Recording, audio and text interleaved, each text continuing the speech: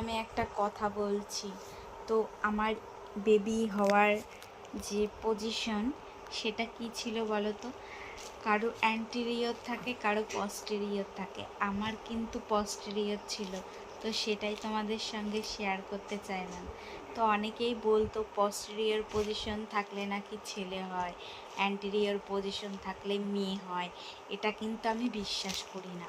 অনেকের কিন্তু anterior position থাকলেও ছেলে হয়, আবার পস্টেরিয়র পজিশন থাকলেও ছেলে হয় বা মেয়ে হয়। এটা কিন্তু পজিশন তোমার কি আছে সেটা দেখলেই তুমি বুঝতে পারবে না যে তোমার কি হবে।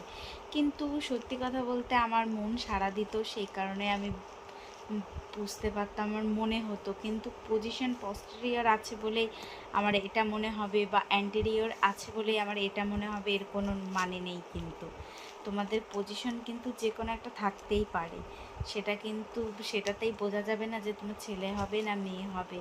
এটা কিন্তু বাস্তব কথা তোমাদের সঙ্গে শেয়ার করছি। তো ভাবলাম আমার সোনাকে নিয়ে তোমাদের সঙ্গে শেয়ার করি। তো অনেকেই জানতে চেয়েছিলে আমার কি হয়েছে। তো আমার ছেলে হয়েছে। এই যে আমার সোনা বাবা আমার পাশে শুয়ে আছে। তো ভাবলাম আমার সোনা বাবার সঙ্গেই তোমাদের সঙ্গে ভিডিওটা শেয়ার করি, তাই তোমাদেরকে বলছি। ঠিক আছে? আর এই সম্বন্ধে যদি তোমাদের আরও কিছু জানার থাকে তাহলে আমাকে কমেন্টে জানাবে। আমি এই সম্বন্ধে আরও কিছু ভিডিও বানাবো, তোমাদের সঙ্গে শেয়ার করব, তোমরাও জানতে পারবে। আর আমার ছবি দেখে কি সব কিছুই আমি তোমাদের সঙ্গে শেয়ার করব।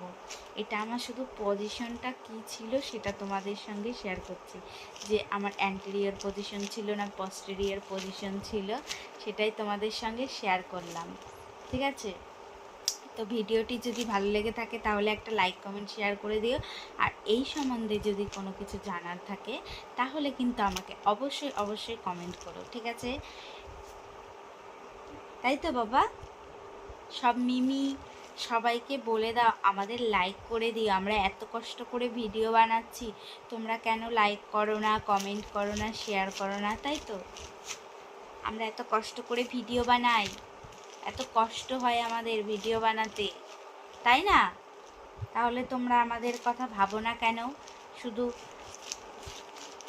শুধু ঘুরিয়েই যাও, ঘুরিয়েই যাও।